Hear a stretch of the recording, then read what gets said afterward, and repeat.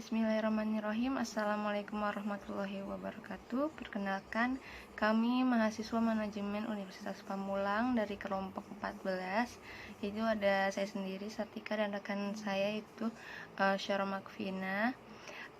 Ingin mempresentasikan tugas mata kuliah teori ekonomi makro dengan materi neraca pembayaran dan kegiatan ekonomi terbuka dengan dosen pengampun Bapak Jamal. Selamat menyaksikan. Halo, Assalamualaikum warahmatullahi wabarakatuh. Perkenalkan, nama saya Sartika. Saya dari kelompok 14. Nah, di sini saya akan menjelaskan tentang neraca pembayaran. Selanjutnya, kita langsung ke slide-nya ya. Nah, di sini ada slide neraca pembayaran. Neraca pembayaran adalah catatan yang berisi keseluruhan pembayaran suatu negara dengan negara lain karena adanya pembelian dan penjualan barang atau jasa dalam waktu tertentu. Yang tersebut bukan menunjukkan modal atau kekayaan, tetapi menunjukkan perubahan posisi keuangan internasional suatu negara dengan negara lain. Nah, di slide selanjutnya itu ada macam-macam transaksi dalam neraca pembayaran. Transaksi dalam neraca pembayaran dapat dibedakan dalam dua macam, yaitu ada transaksi debit dan transaksi kredit. Apa itu transaksi debit? Yaitu transaksi yang menyebabkan mengalirnya arus uang devisa dari dalam negeri ke luar negeri. Transaksi ini disebut transaksi negatif, yaitu transaksi yang menyebabkan berkurangnya posisi cadangan devisa. Ciri-cirinya sebagai berikut ada di slide. Terus transaksi kredit, yaitu transaksi yang menyebabkan mengalirnya arus uang devisa dari luar negeri ke dalam negeri. Transaksi ini disebut juga transaksi positif, yaitu transaksi yang menyebabkan bertambahnya posisi cadangan devisa negara. Di slide selanjutnya ini ada komponen neraca pembayaran. Berdasarkan neraca pembayaran, kita dapat mengetahui bahwa neraca dibagi ke dalam beberapa transaksi ekonomi internasional. Secara garis besar, transaksi ekonomi internasional atau pos-pos suatu negara dapat dibedakan sebagai berikut yang sudah ada di slide. Yaitu ada transaksi dagang, transaksi penanaman modal, ada transaksi pendapatan modal, dan masih banyak lagi. Penjelasan selanjutnya yaitu tentang mekanisme neraca pembayaran.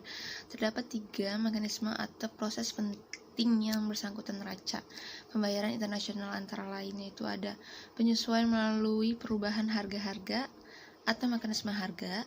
Yang kedua ada menyesuaikan melalui perubahan pendapatan nasional atau mekanisme pendapatan. Yang ketiga atau yang terakhir penyesuaian melalui perubahan stok keuangan atau mekanisme moneter.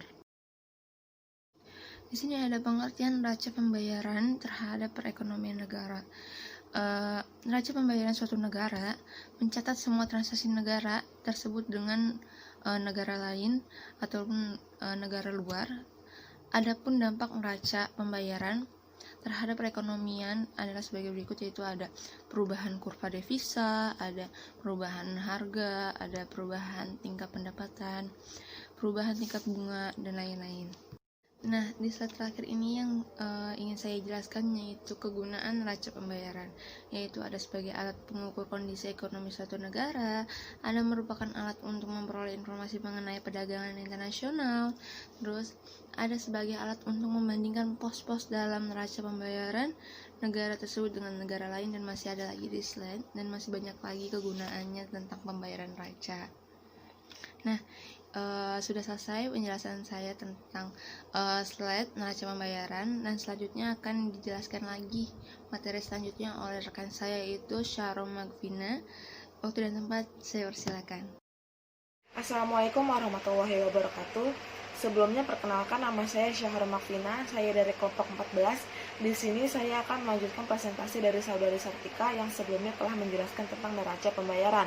Sesuai dengan judulnya yaitu neraca pembayaran dan kegiatan ekonomi terbuka, tentu saya di sini akan menjelaskan lebih lanjut apa itu kegiatan ekonomi terbuka. Oke, sebelumnya ekonomi terbuka adalah jenis perekonomian yang berinteraksi dengan dunia luar melalui perdagangan internasional, pergerakan modal, transfer informasi dan pengetahuan teknis, dan juga migrasi tenaga kerja.